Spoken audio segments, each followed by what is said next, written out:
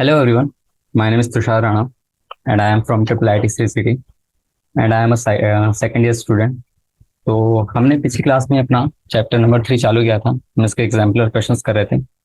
अपना केमिस्ट्री का chapter number 3 classification of elements and periodicity. तो हमने एमसीक्यूज में टाइप 1 कर लिए थे और टाइप 2 के भी कुछ क्वेश्चंस कर लिए थे। मैं थोड़ा सा नीचे देख लेता कहाँ तक के थे, थोड़ा रिकॉल करता मैं। तो हमने क्वेश्चन नंबर 16 तक कर लिए थे जहाँ तक मुझे याद है। ठीक है, तो आज हम क्वेश्चन नंबर 17 से स्टार्ट करते हैं। मैंने आपको अपने चैप्टर के स्टार्टिंग में ही आपको पहले पिछले क्लास में बताया था कि हमारा सेकंड लेक्चर है कि केमिस्ट्री जो है इनऑर्गेनिक का टॉपिक है। तो इसमें कुछ चीज़ें लॉजिकली है, कुछ चीज़ें में बहुत से एक्सेप्शन है, कैलकुलेशन पार्ट थोड़ा कम हो। तो थोड़ा सा आपको ये चैप्टर अच्छे से आना चाहिए तो आप इसके क्वेश्चन अच्छे से कर पाओ। ओके, तो ठीक है, थोड़ा सा रिकैप करा देता हूँ मैं। 16 क्वेश्चन हमने क्या करे थे, atomic number of the representative elements. तो वही था, क्या था अपने री सॉरी रिप्रेजेंटेटिव एलिमेंट्स का होता था हमारे एस एंड के ब्लॉक। तो इसके बाद हमने देखा था और इसका आंसर कुछ हमें क्या आया था। इसका आंसर हमारे फर्स्ट एंड फोर्थ। ओके, तो ये ऑप्शन हमारे करेक्ट थे। तो चलिए क्वेश्चन नंबर 17 का, क्वेश्चन नंबर 17 पढ़ लेते हैं एक बार। क्वेश्चन नंबर 17 बोल रहा है which of the following elements will gain one electron more readily in comparison to other electron of their group। Okay, तो ये बोल रहा है कि इसमें इलेक्ट्रॉन एंथैल्पी के बारे में बताना है। ठीक है, तो बेसिकली जब आप गेन वन इलेक्ट्रॉन के बारे में बात कर रहे हैं तो आप यहाँ पे इलेक्ट्रॉन गेन एंथैल्पी का ऑर्डर चेक कर रहे होते हैं। ओके, ठीक है, जिसका ज्यादा इलेक्ट्रॉन गेन एंथैल्पी होगा ज्यादा इलेक्ट्रॉन ले पाएगा। ओके, तो चलिए चालू करते हैं। तो बेसिकली होता क्या है इसमें, कि देखिए ये जो होगा सल्फर गैसियस फॉर्म में दिया हुआ है। ठीक है, फिर क्या दिया हुआ है, Na दिया हुआ है, ऑक्सीजन दिया है एंड क्लोरीन दिया हुआ है। ठीक है, तो मैं देखता हूँ। तो देखिए सल्फर का एटॉमिक नंबर क्या होता है, hydrogen helium lithium beryllium boron. Okay, chlorine हो गया, क्लोरीन अपना 17 ग्रुप का एलिमेंट हो गया। ठीक है, सल्फर हमारा क्या हो गया, 16 ग्रुप का एलिमेंट हो गया। ठीक है, सोडियम में हमारे कितने 11 इलेक्ट्रॉन्स होते हैं। ठीक है, तो देखिए इसमें जो लास्ट का इलेक्ट्रॉन होता है NS2NP5 का होता है। ठीक है, लेकिन जब आप इसमें एक इलेक्ट्रॉन दे देंगे तो ये इलेक्ट्रॉन गेन एंथैल्पी कहलाती है। तो ये NH2NP6। तो देखिए मैं ये एग्जाम ये वाला ऑप्शन इससे पहले करा रहा, क्योंकि देखिए इसमें आपके पास जब NH2NP5 रहता है तब आपको इसमें एक इलेक्ट्रॉन दोगे तो ये क्या हो जाएगा, कंप्लीट ऑक्टेट हो जाएगा एंड मोर स्टेबल। तो देखिए जब आप आपका ऑक्टेट भी कंप्लीट और स्टेबल बन रहा है तो ये वाला तो आप इसकी तो भूल ही जाइए, ये तो सबसे पहले कलेक्ट हो जाएगा। ओके, अब ऑक्सीजन देखिए, ऑक्सीजन में क्या होता है NH2NP4 होता है। अब आप इसमें एक इलेक्ट्रॉन देंगे तो NH2NP5 हो गया। इसके कारण क्या होता है पता है क्या यहाँ पे, इसके कारण बेसिकली यहाँ होता है इलेक्ट्रॉन इलेक्ट्रॉन रिपल्शन। आपको पिछली क्लासेस में मैंने एग्जाम्पल में बताया था कि जो इलेक्ट्रॉन इलेक्ट्रॉन रिपल्शन होता है उसके कारण इसको एनर्जी इलेक्ट्रॉन गेन एनर्जी बहुत कम मिलती है। लेकिन अगर आपको इसमें सेकंड वाली डालना है तो स्टेबल बनाना है तो आपको बहुत ज्यादा देना पड़ता है इलेक्ट्रॉन गेन एनर्जी और वो पॉजिटिव आती है। ठीक है, तो ये तो नहीं होगा। अब देखते हैं सोडियम का, देखते हैं। हाँ, सोडियम में 11 इलेक्ट्रॉन्स हैं, इसका क्या होता है NS1 होता है। अब इसमें आप NH2 डालोगे तो ठीक है, ये भी ठीक है, इसमें डाल सकते हैं, यानी कि उतना हार्ड नहीं है, यानी कि ये भी एक ज्यादा अच्छा है, लेकिन हमें इसमें कंपेयर करना है। ओके, अब देखिए सल्फर के बारे में, सल्फर ऑक्साइड। ओके, ये भी उसी का ही है NH2NP4। लेकिन इसमें क्या होता है पता है क्या, इसमें डी ब्लॉक, सॉरी, इसमें जो होता है हमारा वैकेंट डी ऑर्बिटल होता है। उसके कारण जो इलेक्ट्रॉन इलेक्ट्रॉन रिपल्शन होता है वो लेस देन दैट ऑफ ऑक्सीजन-2। देखिए उसी ग्रुप का एलिमेंट है OS, ऐसे आता है ना, लेकिन इसमें इसका साइज बड़ा होता है, इसके कारण इसमें उतना वो दिक्कत नहीं आता। तो इसका आंसर क्या होगा, फोर्थ वाला आएगा क्लोरीन। देखिए वो तो इसमें कोई दो ही राह ही नहीं थी, इसका आंसर फर्स्ट होगा, दैट इज सल्फर। ठीक है, तो इसमें बेसिकली होता है कि जो जितना नोबल गैस कॉन्फ़िगरेशन अटेन करता है इलेक्ट्रॉन लेने पे तो वैसे है। ओके,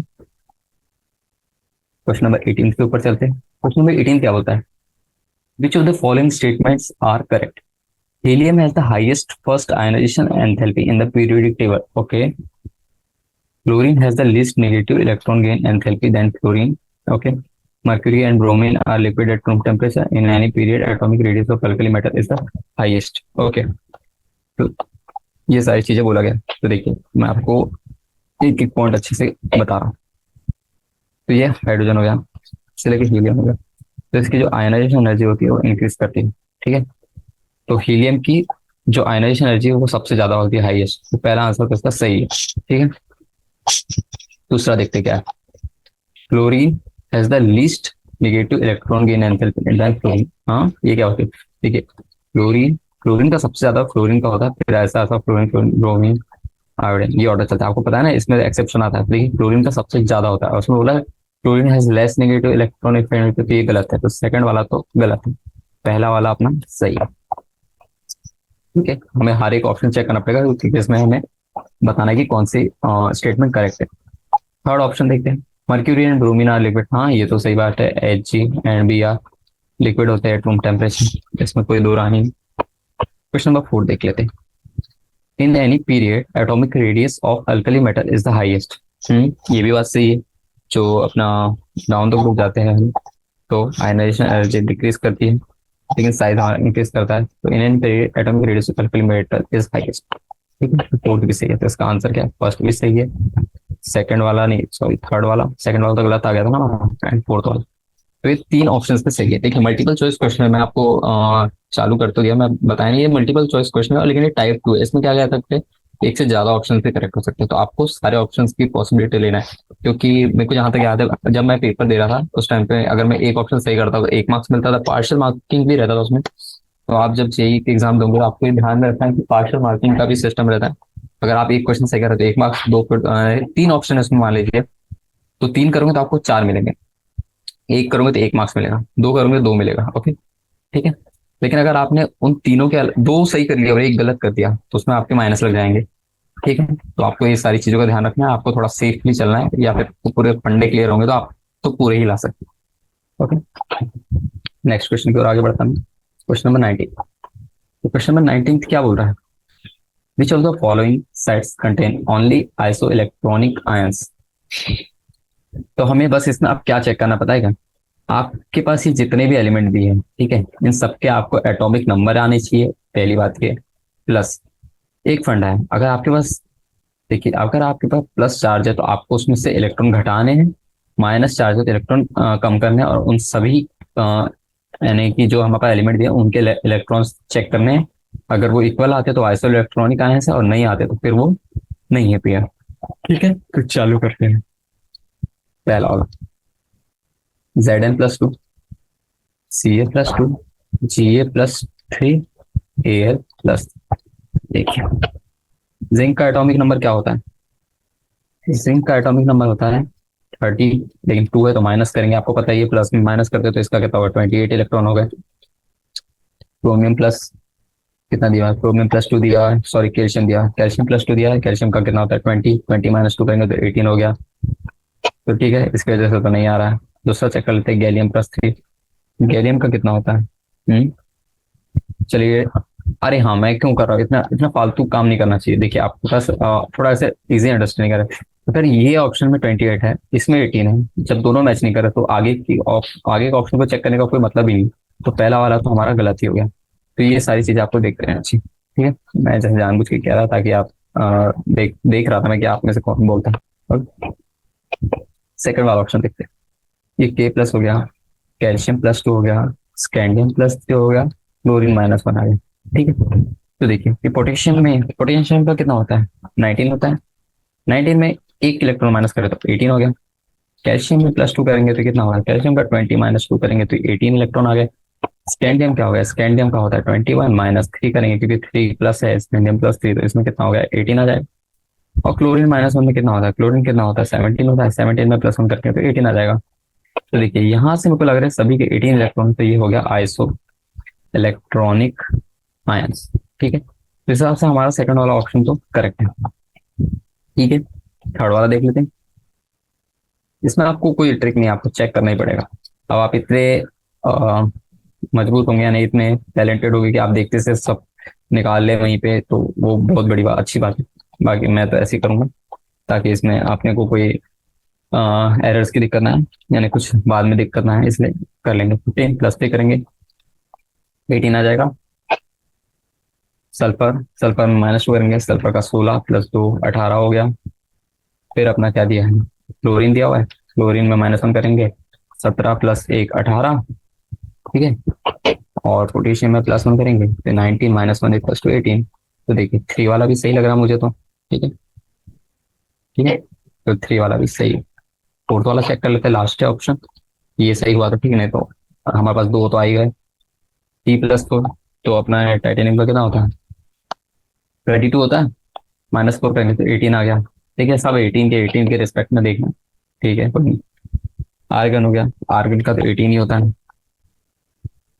क्रोमियम +3 करेंगे, 24 -3 इक्वल्स टू 21। ठीक है, यहाँ पे डिफेक्ट आ गया, यानी कि मैच नहीं कर रहा, तो नॉट आइसो इलेक्ट्रॉनिक। तो ये ऑप्शन तो गलत है। तो इसका आंसर क्या है हमारे पास, तो इसका आंसर है फर्स्ट एंड थर्ड। थर्ड ही था ना, फर्स्ट था क्या सेकंड था, एक मिनट चेक करने दीजिए मुझे। सॉरी, सेकंड था, ऐसे कर लीजिए। तो ये दो आंसर्स के करेक्ट है। मल्टीपल चॉइस क्वेश्चन है, तो आपको सारे ऑप्शन चेक करने पड़ेंगे। क्वेश्चन नंबर 20 हो रहा है। 20 क्या हो रहा है, in which of the following option order of arrangement does not agree with the variation of property indicated against it। कुछ कुछ प्रॉपर्टी दी हुई है, उसके हिसाब से हमें ऑर्डर चेक करना है, अगर सही है तो ठीक है, नहीं है तो उसको टिक करना है। ओके, देखिए पूरा इनऑर्गेनिक केमिस्ट्री डिपेंड करता है पीरियोडिक टेबल और उसके क्लासिफिकेशन पे।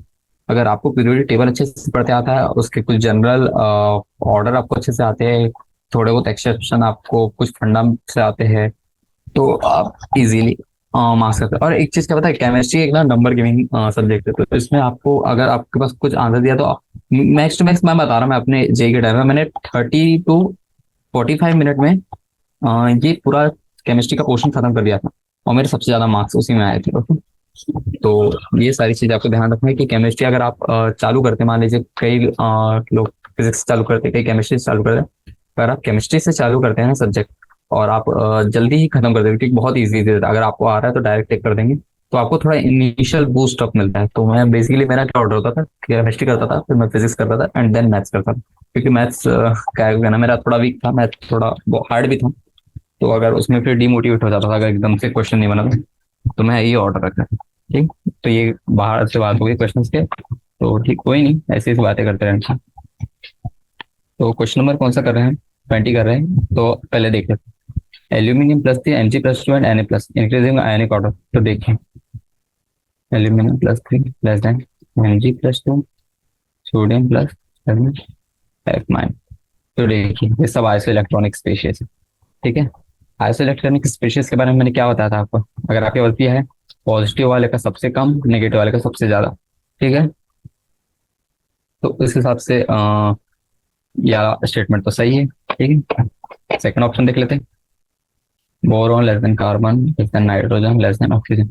ये याद था कि मेरा फर्स्ट ही क्वेश्चन था, फर्स्ट या सेकंड क्वेश्चन था इस पूरे सैम्पलर सीरीज का, यानी सॉरी इस चैप्टर की पहले question. Increasing first ionization energy, okay, first ionization enthalpy, sorry ionization enthalpy के बारे में हमें बताना है। अच्छा, इसको पता है। ये सब ठीक है, आयोनाइजेशन एनर्जी जैसे जैसे हम ऐसे जाते हैं ना, तो वो इंक्रीज करती है, पर क्या होता है पता है, इसमें एक chemistry is all about exception. तो देखिए मैं बताऊँ, ऑक्सीजन का इलेक्ट्रॉनिक कॉन्फ़िगरेशन होता है, वो होता है 2s2, ये आउटर मोस्ट इलेक्ट्रॉनिक कॉन्फ़िगरेशन लिख रहा हूं मैं। क्योंकि मैं सभी चीज कोई भी ऑर्डर देखना तो मैं पहले इलेक्ट्रॉनिक कॉन्फ़िगरेशन पे जाता हूँ, क्योंकि उससे मेरे को आधी से ज्यादा चीज समझ आ जाती है। ठीक है, 2s2 2p3। अब देखिए, अब आपको इसको देखते से कुछ कुछ चीजें अच्छे से समझ आएगी। ठीक है, आएगी जब आप इसमें से इलेक्ट्रॉन निकाल रहे हैं। ठीक है, पी में से इलेक्ट्रॉन निकाल रहे हैं, तो वो थोड़ा इजी पड़ता है। सॉरी, हाँ, दोनों। ये जो हमारा है, ये हाफ फील्ड है। ओके, हाफ फील्ड होने की वजह से कैसा दिखेगा, ये ऐसा ऐसा दिखेगा, ऐसा दिखेगा, ऐसा दिखेगा। और ये 2p4 है, वो हमारा ऐसा कुछ है। ठीक है, ठीक है, तो जो ये पार्शियल फील्ड होता है, पार्शियली फील्ड, पार्शियली फील्ड से ज्यादा स्टेबिलिटी आती है हाफ फील्ड। ओके, जब हाफ फील्ड की स्टेबिलिटी ज्यादा आती है तो इसमें से एक इलेक्ट्रॉन निकालना निकालना हो जाएगा मुश्किल। और जब ये निकालना मुश्किल हो जाएगा तो आयनाइजेशन एनर्जी इसकी आ जाएगी इंक्रीजिंग ऑर्डर में। तो इसका करेक्ट ऑर्डर देखा जाऊं तो मैं ऐसा पूछूंगा, boron, carbon, oxygen and nitrogen, जो कि नहीं है, तो सेकंड ऑप्शन करेक्ट है। ये इट इज रॉन्ग, यानी कि जो ऑप्शन के हिसाब से, यानी क्वेश्चन के हिसाब से सेकंड ऑप्शन सही है, हालांकि वो ऑर्डर गलत है, ये सही ऑर्डर है। इसको मैं लिख भी देता हूँ, आप अपने पास लिख लीजिए, right order. Okay, question number sorry third option भी चेक करना है, मैं आगे बढ़ रहा हूँ। I P R C L and fluorine, तो इंक्रीजिंग, अब इसमें गेन एंथैल्पी बताया नहीं, इलेक्ट्रॉन लेने की एंथैल्पी। देखिए मैं ऐसा और ऐसा लिखता हूँ ना तो मुझे थोड़ा ज्यादा समझ आता है। आयनाइजेशन एनर्जी को मैं आज तक पता है क्या मान के चलता हूँ, इलेक्ट्रॉन देने की, और आयनाइजेशन एनर्जी को इलेक्ट्रॉन लेने की क्षमता। ओके, उससे ज्यादा मेरे को इजी पड़ता है। ठीक है, तो मैं करता हूँ। तो देखिए इसमें ना एक फिर से वही बात आ जाती है, किसकी बात आ जाती है, एक्सेप्शन की। क्योंकि ये हमने पढ़े हैं ना, आयोडीन का सबसे कम, ब्रोमीन का सबसे कम, लेकिन क्लोरीन का कम और क्लोरीन का सबसे ज्यादा। ऐसा क्यों? चलिए मैं फिर से बता रहा हूँ, मैं बहुत बार बता चुका। क्लोरीन जो होता है उसका साइज छोटा होता है, क्लोरीन का जो होता है साइज बड़ा होता है। इसमें एक इलेक्ट्रॉन डालोगे, इसमें एक इलेक्ट्रॉन डालोगे, तो क्या आता है, इलेक्ट्रॉन इलेक्ट्रॉन रिपल्शन होता है। ठीक है, इसमें भी इलेक्ट्रॉन इलेक्ट्रॉन रिपल्शन होता है, लेकिन इसका इलेक्ट्रॉन रिपल्शन ज्यादा होता है as compare to this one.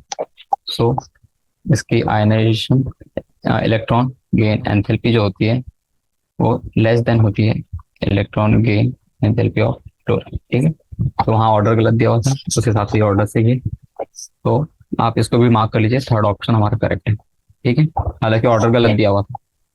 Fourth वाला ऑप्शन देख लेते हैं, लीना की रब इंक्रीजिंग मेटेलिक रेडियस, ट्रू। इसमें तो मेरे को समझा भी नहीं रहा, down the group size increase. Okay, ये सारे मेटेलिक एलिमेंट्स है, क्योंकि अल्कली मेटल्स हमारे मेटल्स रहते हैं। ठीक है, क्वेश्चन नंबर 21 पे हो रहा था, सब इजी, इसलिए आपको सारे ऑप्शन चेक करने पड़ेंगे, मल्टीपल चॉइस क्वेश्चन है तो थोड़ा सा ध्यान से। Which of the following have no unit, electronegativity इसकी होती है no unit.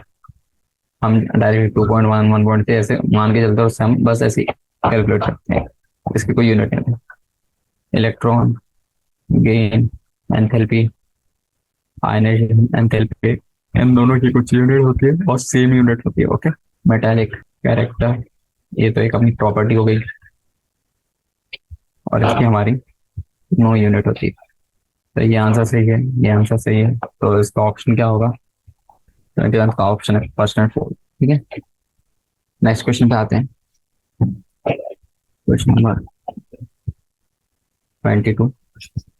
Ionic ready very in, तो आयनिक रेडियस का प्रोपोर्शनलिटी पूछा है इसमें कि वो किस पे डिपेंड करता है। ओके, तो जो आयनिक रेडी कह दीजिए या फिर आप एटॉमिक रेडी भी कह सकते हैं, तो एटॉमिक रेडी कहती है। तो मैं भी ऑप्शन देख रहा, पहले मैं आपको थोड़ा अपना नॉलेज बता दूं। तो जो रेडियो होती है वो जो होती है रेडियस, वो डायरेक्टली प्रोपोर्शनल होती है 1/2 इफेक्ट।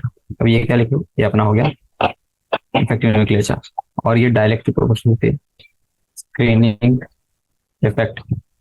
ओके, ठीक है, और अगर हम ऐसे ग्रुप के बारे में बात करें तो जब लेफ्ट से आप राइट जाते हैं तो जेड इफेक्टिव क्या होता है, बढ़ता है, और जब आप बढ़ते हैं तो इधर क्या होता है अपना, जब आप लॉन्ग टू जाते हैं तब आपकी आयोनिक रेडी घटती है। ये कुछ कुछ चीजें हैं जो आपको देख के आपको क्वेश्चन सॉल्व करने में मदद करेगी। Inversely proportional to the effective nuclear charge, inversely proportional to the square of effective nuclear charge, नहीं, direct proportional to screening effect, हाँ। ठीक है, तो यहाँ से दिख रहा है, मैंने ये देखी पहली लाइन जो लिखा था ये, हालांकि मैंने ऑप्शन देख के ही लिखा पर मुझे ये पता था। ठीक है, तो 22 का आंसर क्या सही होगा, इसका ऑप्शन हो जाएगा first and third. Question number 23 पे आते हैं। तो क्वेश्चन नंबर 23 बोल रहा है an element belongs to third group, third period sorry, and group 13 of periodic table, which of the following properties will be shown by the element? Okay, third period and 13th group।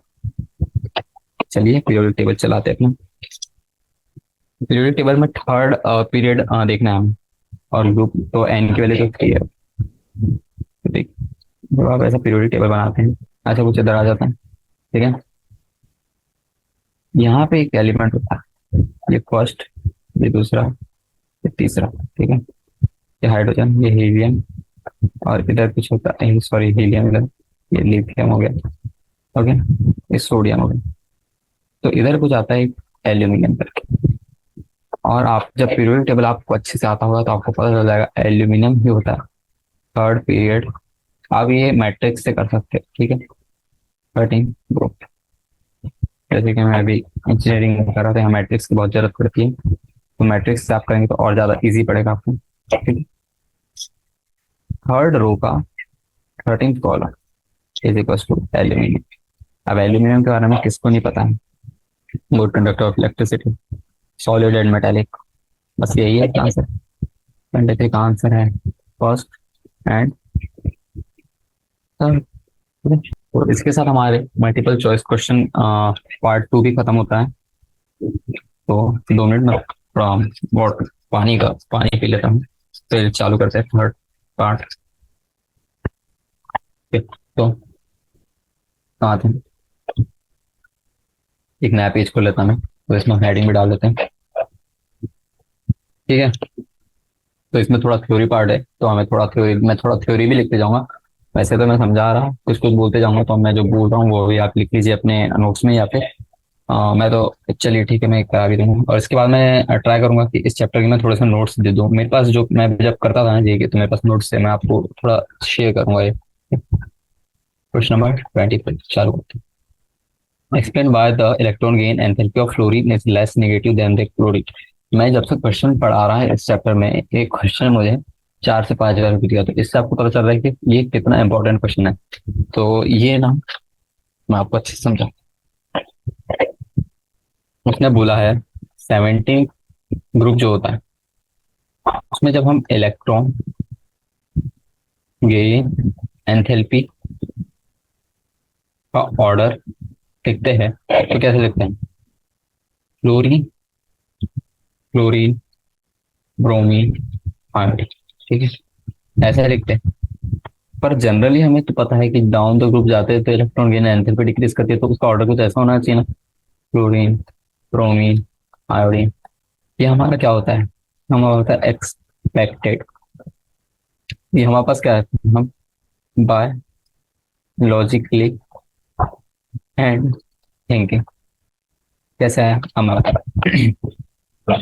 अब थोड़ा मैं अच्छे से समझाऊंगा इस part को, ठीक है। तो देखिए, जो फ्लोरीन होता है, फ्लोरीन का एक एलिमेंट इधर ले लिया, फ्लोरीन होता है, उसका एक बड़ा एलिमेंट ले रहा है क्योंकि वो बड़ा है, सॉरी ये क्लोरीन, ठीक है, क्लोरीन, क्योंकि उसका साइज भी बड़ा है। क्लोरीन का जो इलेक्ट्रॉनिक कॉन्फ़िगरेशन होता है 1s2 होता है, 2s2, सॉरी मैं बॉक्स में बनाया,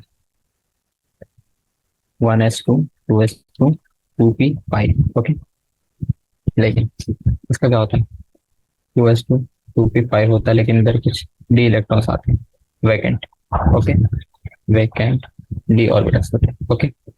इसमें जब आप एक इलेक्ट्रॉन डालोगे तो कितना होगा, 2s2, 2p6 हो गया, ठीक है। चलिए 2s2, 2p6 हो गया, तो इसमें क्या आता है, इलेक्ट्रॉन, इलेक्ट्रॉन देखिए छोटा, अब मैं आपको ठीक है, इसमें भी आप जब एक इलेक्ट्रॉन डालोगे तो इलेक्ट्रॉन, इलेक्ट्रॉन रिपल्शन तो आएगा, नो इसमें कोई गलत बात नहीं, दोनों रिपल्शन आएगा, लेकिन अभी आपको मैं कैसे बताऊं, सॉरी, अगर आपके पास एक छोटा सा पैकेट दिया है, इसमें आप बहुत सारी चीज ठूस रहे हो, ठूस रहे हो, ठूस रहे हो, तो यहाँ तो ज्यादा दिक्कत है ना, मोर प्रॉब्लम। लेकिन अगर आपके पास कुछ अच्छा बड़ा है, तो उसमें आप ठूस रहे हो, ठूस रहे हो, ये हो गई उसकी कुछ लिमिटेड, और इसके ऊपर थोड़ा और ठूस रहे हो तो कुछ मान लीजिए ऐसा आ गया, पर ये स्टे कर रहा है उसमें, तो लेस प्रॉब्लम। ऐसा है नहीं कि जनरली प्रॉब्लम होगा, पर एस कंपेयरिंग, कंपेयर कर। तो देखिए, तो इसीलिए जब यहाँ इसके इलेक्ट्रॉन इलेक्ट्रॉन रिपल्शन की वजह से यहाँ पे जो इलेक्ट्रॉन गेन एंथैल्पी आती है, लो आती है। लो मतलब एबिलिटी टू गेन इलेक्ट्रॉन, यानी हम डालना तो चाह नहीं रहे, पर अगर डाल ही दिए तो जबरदस्ती तो कम आ जाएगी। लेकिन यहाँ पे मोर आती है, मोर। क्यों? क्योंकि उसके पास जगह है और वो बड़ा है, तो वो ले सकता है। ओके, तो यही है उसका आंसर। तो इस तरीके से आप समझा सकते हैं अपने वर्ड्स में, बाकी मैंने लिख दिया। सॉरी, थोड़ी खांसी लगी। क्वेश्चन नंबर 25 का, all transition elements are D block elements but all D block elements are not transition elements। Okay, तो अब इसको अच्छे से समझना पड़ेगा। देखिए, इसके लिए भी आपको पहले पीरियोडिक टेबल अच्छे से आना चाहिए। तो देखिए, मैं लिखा कुछ कुछ कुछ चीज लिखा रहा मैं आपको। देखिए, 3D सीरीज, डी ब्लॉक के बारे में बात कर रहे हैं। ओके, देखिए, अब थ्योरी पार्ट है तो मैं थोड़ा सा अच्छे से लिखा रहा ताकि मैं जो लिखा हूँ वो आपको समझ में भी आ सके 3D में। तो 3D सीरीज क्या होता है? Scandium, titanium, vanadium, chromium, manganese, iron, निकल, कॉपर, जिंक। ठीक है, ये लास्ट एलिमेंट आ गया जिंक वाला। कोडी के बारे में लिखें, या सरना, मोतक, लाते, पहते, बीडी, सॉरी बिल्कुल ठीक है, M O E C R U R R H, BD, A C D. Sorry, देखिए थोड़ा छोटा सा पड़ गया पर मैं इसको थोड़ा सा ऐसे कर लूँ। ठीक है, सी डी को, ये देखिए थोड़ा सा मैंने अपने वो बनाए रखे हैं थोड़े से नेमिंग कन्वेंशन, जिसका मुझे याद रहता है। 5 डिस्क का थोड़ा सा लेट स्टार्ट हो, इसको जिसमें ऐसे याद रखो, ला, हप, ता, वा, सूल, रे, ओसे, पटा, बे, यू, एच जी। ठीक है, तो देखिए अब आपको मैं क्या करना चाह रहा, इसका देखिए ये वाला एलिमेंट देखिए, लास्ट ट्रांजिशन एलिमेंट देखिए। ओके, तो क्या होता है इसमें, इसके ऑर्डर क्या होता है? 3D10 4s2, 4D10 4s 5s2 sorry, and ये हो गया 5D10 6s2। ओके, तो इसमें क्या मैं आपको ये बता, इससे आपको एक क्वेश्चन कैसे समझ आएगा? All transition elements are D block, but all D block elements are not transition elements. Okay, तो देखिए इसमें बेसिकली हो रहा है, ये जो पूछा गया है उसको प्रूव करने के लिए हमें तीन ये रहते हैं, अपने तीन एलिमेंट्स रहते हैं, जिंक, कैडमियम एंड एच। ये जो होते हैं इनकी वजह से ये प्रूव होता है। तो ये क्या होता है, ये जो होते हैं ये अपने, ये डी ब्लॉक एलिमेंट तो है क्योंकि डी ब्लॉक में ही प्लेस्ड है ना, बट अब ये all D block elements are transition, but all D block elements all transition elements are sorry all transition elements are D block elements, यानी कि जितने भी ट्रांजिशन एलिमेंट है वो डी ब्लॉक तो है, लेकिन जो हर डी ब्लॉक एलिमेंट है वो ट्रांजिशन नहीं है। ये पूछा गया ना, तो देखिए इसमें क्या होता है, but due to completely filled, देखिए वो मैंने आपको ऊपर इलेक्ट्रॉनिक कॉन्फ़िगरेशन लिखा है, फिल्ड डी एंड एस, जो डी एंड एस ऑर्बिटल है उनके कंप्लीटली फिल्ड ऑर्बिटल की वजह से ये do not show most of properties of transition elements and they are placed here। क्यों प्लेस किया गया है? जस्ट, ये एक थोड़ी सी टेक्निकल टर्म है, जस्ट बुकिश टर्म है, just for rational classification of elements.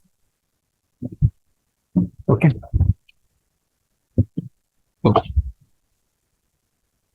तो ये जो जिंक, कैडमियम और एच होते हैं उनके जो लास्ट आउटरमोस्ट इलेक्ट्रॉन होते हैं वो 4s2 5s2 3s2 sorry 3D10 4s2 4D10 5s2 and 5D10 6s। तो देखिए इनमें सारे ऑर्बिटल जो एकदम फुल्ली फिल्ड है। ओके, अब ये फुल्ली फिल्ड है तो इसकी वजह से जैसे मान लीजिए अगर आपको कि बॉन्ड फॉर्म करना है या फिर इसमें से कुछ आपको कलर प्रॉपर्टीज चेक करना है तो उसके लिए आप क्या कहते हैं कुछ देखिए खाली इलेक्ट्रॉन्स चाहिए, खाली ऑर्बिटल्स चाहिए, लेकिन यहाँ पे है ही नहीं, इसकी वजह से कुछ प्रॉपर्टीज शो नहीं कर पाते। ठीक है, तो इसलिए आप इन्हें कह सकते हैं कि ये अपने डी ब्लॉक, ये जो क्वेश्चन में दिया है all transition elements are D block elements, पर all D block elements are not transition element. तो वही चीज बोला गया, बस वो ये तीन एलिमेंट्स की वजह से बोला गया कि ये तीन जो डी ब्लॉक एलिमेंट प्लेस्ड है ये ट्रांजिशन एलिमेंट्स की प्रॉपर्टीज शो नहीं करती। ओके, तो ये बात मुझे लगता है आपको समझ आ गया होगा, थोड़ा सा कंफ्यूजिंग था बस। क्वेश्चन नंबर 26 पे आते हैं। क्वेश्चन नंबर 26 क्या बोल रहा है? Identify the group and the valency of the elements having atomic number 119. Also predict the outermost electronic configuration, write the general formula of its oxide. तो आपके पास एक एटॉमिक नंबर दे दिया है 119 और इसके बारे में आपसे पूछा गया है। तो एटॉमिक नंबर 119 दे दिया है तो मैं आपको बता दूं कि जो पीरियोडिक टेबल होता है अपना, पीरियोडिक टेबल वो मैक्स 1 से लेकर 118 तक आता है, और अगर 118 लास्ट है तो वो पक्का 18th ग्रुप का एलिमेंट है और 7th पीरियड का है। ये कौन सा 118। लेकिन अगर हम उसके बाद में अगर ऐसे बाय डिफॉल्ट कुछ पुश करना चाह रहे हैं तो वो 119 यहाँ पे आएगा। और ये 119 कहाँ आएगा, चालू कहाँ से होता है हमारे फर्स्ट ग्रुप से, ये हो जाएगा फर्स्ट ग्रुप, और ये इसका पीरियड कौन सा हो जाएगा, एट्थ पीरियड। समझ आ रहा है ना मैं क्या लिखना चाह रहा हूँ, क्योंकि मैं एक ग्राफ टाइप पीरियोडिक टेबल बनाऊंगा थोड़ा सा वर्चुअल, उतना और आपको अच्छे से समझ आएगा। ठीक है, एक ग्रुप 1 हुआ, एक ग्रुप 18 हुआ। ठीक है, ये पीरियड 1 हुआ, पीरियड 2 हुआ, 1 2 3 4 5 सॉरी 5 6 7 8। ठीक है, तो देखिए 7 में और ये ग्रुप नंबर 18 में जो ये एलिमेंट आता है वो 118 होता है, ये लास्ट एलिमेंट होता है। ठीक है, लेकिन जो 8th वाला एलिमेंट अगर आप पुश करना है तो वो यहाँ आएगा और यही वो 119 हो जाएगा। तो ये ग्रुप 1 की प्रॉपर्टी शो करेगा और 8th पीरियड की प्रॉपर्टी शो करेगा। तो उसमें बोला गया, उसने बोला है कि आउटर मोस्ट इलेक्ट्रॉनिक कॉन्फ़िगरेशन, तो वो इसकी वजह से आएगा NS1, क्योंकि आपको पता है कि जो ग्रुप 1 होते हैं उनका आउटर मोस्ट इलेक्ट्रॉनिक कॉन्फ़िगरेशन क्या होता है, NS1 से होता है लास्ट। ओके, अब उसने बोला गया है कि अगर वो NS1 का है तो वो क्या फॉर्म, वो क्या करेगा कि क्या बोला है, also predict the outermost electron. Okay, मैं इसी पर क्या, अब देखिए ये NSN क्या होता है हमारा पीरियड नंबर होता है, लेकिन यहाँ पे हमारा 8th डे जो हमने वर्चुअली क्रिएट करा, क्योंकि रहते तो 7 ही पीरियड है लेकिन हमने वर्चुअली एक डाल दिया 119, हमें जबरदस्ती डालना ही है, तो n की वैल्यू हम यहाँ 8S1 लिखेंगे। ओके, यही हमारा आउटर मोस्ट इलेक्ट्रॉनिक कॉन्फ़िगरेशन हो जाएगा। ठीक है, अब इसके बाद में बोला है उसने इसका ऑक्साइड बनाना है, तो ठीक है इसका ऑक्साइड भी बना लेते हैं। अब जैसे ये फर्स्ट ग्रुप का एलिमेंट है तो इसके ऊपर जो चार्ज आएगा वो मान लीजिए एक एक्स एलिमेंट ले लेता है एक्स, तो उसके ऊपर चार्ज +1 रहेगा, लेकिन जो ऑक्सीजन होता है उसके ऊपर चार्ज -2 होता है। जब इन दोनों का अपन ऑक्साइड बनाएंगे, ऑक्साइड, तो वो क्या बनेगा, X2O, क्योंकि चार्जेस ट्रांसफर होते हैं ना। ठीक है, ये सब आपने पढ़ा होगा रेडॉक्स रिएक्शन में, तो X2O ऑक्साइड बनेगा। तो इस तरीके से आप थोड़ा अपने टेक्निकल टर्म्स और थोड़ा अपना बुक्स लैंग्वेज में आप लिख सकते हैं, जब आपको बोर्ड वोर्ड में आ जाए। जेई में तो सिंपल पूछा गया तो आप फट से ये लिखिए, फट से ये लिखिए, खत्म। क्वेश्चन नंबर 27 पे आते हैं। तो मुझे ये क्वेश्चन नंबर 27 तो अच्छा लग रहा है, ग्राफ व्राफ पूछ लिया, थोड़ा भारी सा लग रहा है, कोई नहीं, देखते हैं इसको भी क्या ही होगा, क्या पूछेगा, सारे क्वेश्चन के जवाब दे देंगे। Ionization enthalpy of elements of second prior period are given below. Ionization enthalpy के बारे में बोला गया, कुछ दिए हुए order, match the correct enthalpy with the elements and complete the graph given in. Okay, ये ग्राफ कंप्लीट नहीं है, हमें ग्राफ भी कंप्लीट करना है, मैच भी करना है, यानी बहुत लंबा काम। तो पहले देखते हैं। ठीक है, तो मैं पहले आपको एक ऑर्डर बता रहा हूँ डायरेक्ट। जैसे हम यहाँ से यहाँ आते हैं तो साइज जो होता है वो डिक्रीज करता है, और जो जेड इफेक्टिव होता है वो इंक्रीज कर। अभी हम पीरियड की बात हो रही थी, मैं सिर्फ पीरियड के बारे में बोलूंगा। ओके, तो हमारे पास क्या दिया हुआ है, सेकंड पीरियड के बारे में बात करें। तो सेकंड पीरियड लिखते हैं तो lithium, beryllium, boron, carbon, nitrogen, oxygen, chlorine, neon. और इनकी आयनाइजेशन वो दी हुई है, कहाँ दी है, और इसके साथ क्या होता है, आयनाइजेशन एनर्जी भी इंक्रीज करती है। और हमारे पास बोला गया है आयनाइजेशन एंथैल्पी के बारे में बात करें तो ठीक है, इधर से जाएंगे तो आयनाइजेशन एनर्जी बढ़ना चाहिए, तो ठीक है बढ़ते जाते हैं। 8 9, सॉरी क्या था अपनी, देखिए इसके कितने थे, 520 थी, ठीक है। उसके बाद में थे बेरिलियम की 899, 801। कार्बन की कितनी थी, 1086, 1046, 1314। क्लोरीन की कितनी है, 1681, 2080। ठीक है, तो देखिए ये ऑर्डर तो सही चल रहा है कि नहीं, ये ऑर्डर भी सही चल रहा है, ये भी सही चल रहा है, पर यहाँ पे देखिए, यहाँ आ गई दिक्कत। ठीक है, यहाँ पे अभी आ गई दिक्कत। ये ये हम, chemistry is all about exception. तो केमिस्ट्री में क्या होता है, केमिस्ट्री में ऐसा कुछ होता है, आप पहले तो आयनाइजेशन एनर्जी का ऑर्डर लिखा देता हूँ आपको। वो कुछ ऐसा होता है, लिथियम होता है, बेरिलियम से कम होता है, लेकिन बेरिलियम की ज्यादा होती है with respect to boron. Carbon की होती है, नाइट्रोजन की होती है, लेकिन नाइट्रोजन किससे ज्यादा होती है, ऑक्सीजन से ज्यादा होती है। ठीक है, ठीक है,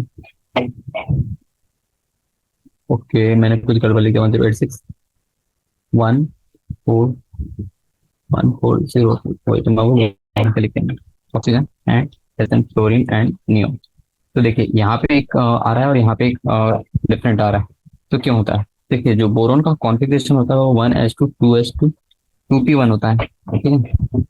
जो बेरिलियम का कॉन्फ़िगरेशन होता है वो क्या होता है, 1s2 2s2 होता है। तो देखिए ये क्या होता है, फुल्ली फिल्ड। अब जब फुल्ली फिल्ड ऑर्बिटल है तो इसमें से आयनाइजेशन एनर्जी ज्यादा लगेगी, क्यों, इलेक्ट्रॉन निकालना मुश्किल, कहाँ से होगा, मुश्किल फ्रॉम फिल्ड ऑर्बिटल, ठीक है, as compare to partial filled, ठीक है। पार्शियली फील्ड से कंप्लीटली फील्ड से इलेक्ट्रॉन निकालना मुश्किल होगा, इसलिए उसकी बैलेंस आयनाइजेशन एनर्जी तो जो बोरोन से ज्यादा होगी। ठीक है, अब वो नाइट्रोजन ऑक्सीजन के बारे में बोलना, ठीक है लिख लेते हैं। ऑक्सीजन का क्या होता है, 2s2 2p4,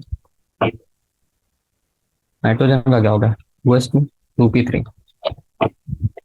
अब आप बोलेंगे इसमें तो फुल्ली फील्ड नहीं है, इसमें तो फील्ड है, लेकिन देखिए ये पार्शियली, और ये होता है हमारा हाफ फील्ड।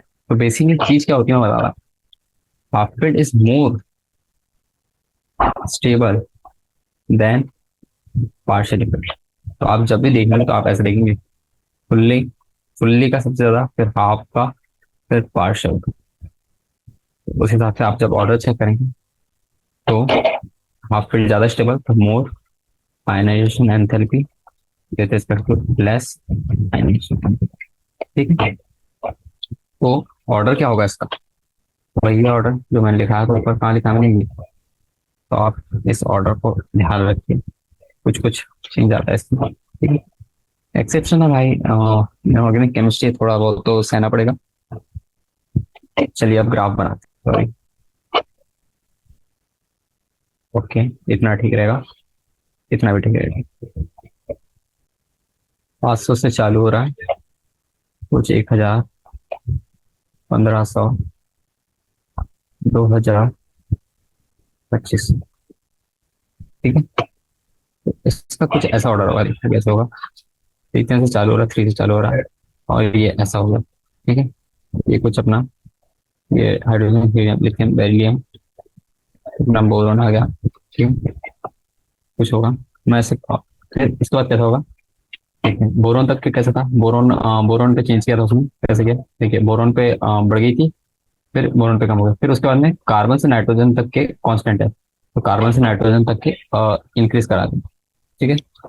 नाइट्रोजन से इंक्रीज करा देंगे। ठीक है, ये नाइट्रोजन आ गया। ओके, और यहाँ बीच में कहीं अपना कार्बन आ जाए। लेकिन इसके बाद में फिर कांस्टेंट आ गया, ऑक्सीजन भी कम हो गई थी। ठीक है, फिर उसके बाद में फिर इंक्रीज कर दिया क्लोरीन, नियॉन। ठीक है, तो ऐसा कुछ ग्राफ बनेगा। अगर मैं यहाँ पे ग्राफ बनाऊं, पेन नहीं है क्या इस पे, चेक करने पे, ड्रॉ, ड्रॉ पे है, colour red red. Okay, sorry, ये क्या हो रहा है। ठीक है, तो इसका कुछ ऐसा होता है, ये हो गया। तो अपना क्या होता है, ये हो गया अपना। सॉरी, थोड़ा और छोटा करता मैं आपको, इस ग्राफ पे ना और अच्छे से समझ आ गया, इसलिए मैं आपको थोड़ा सा मेहनत से समझाना चाह रहा हूँ। ठीक है, इतना काफी। ओके, तो देखिए, ये जो हो गया, इसके बाद में कैसा होगा, ऐसा जाएगा। ठीक है, अरे, ये हो गया, नाइट्रोजन आ गया अपना, ये अपना 6 पे कार्बन आ गया। ठीक है, बोरॉन आ गया, देखते हैं, वेरी। ठीक है, इसके बाद में घटेगा 8 तक के, ये ऑक्सीजन आ गया, फिर फ्लोरीन, फिर फ्लोरीन आ गया, और ये हमारा नियॉन आ गया। then ये ऐसा कुछ ग्राफ। ठीक है, इसी आपको पीरियोडिक टेबल तो अच्छे से याद रहना पड़ेगा अगर आपको ये सारे क्वेश्चन अच्छे से एकदम एक्यूरेटली सॉल्व करना है तो। ठीक है, क्वेश्चन नंबर 28 पे आता, among the elements boron, aluminium, calcium and carbon and silicon, which element has the highest first ionization enthalpy, which element has the most metallic character, justify your answer. Okay, इसको मैं select कर देता।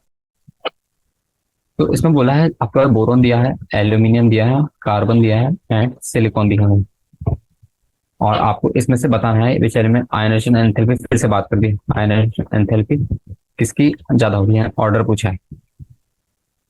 देखिए, जब आप along the period चलते हैं तो आयनाइजेशन एनर्जी जनरली इंक्रीज करती है, और जब डाउन द ग्रुप चलते हैं तो आयनाइजेशन एनर्जी जो होती है वो डिक्रीज करती है। तो देखिए, यहाँ बोरोन हो गया, यहाँ एल्यूमिनियम हो गया, तो ये तो डिक्रीज कर रही है ऐसे। ठीक है, लेकिन ये कार्बन ऐसा आता है, सिलिकॉन इधर के यहाँ पर है। ठीक है, तो कार्बन की इधर से ज्यादा है और ऊपर भी, तो इसके तो सबसे हाईएस्ट हो गया पहली बात तो आयनाइजेशन एनर्जी।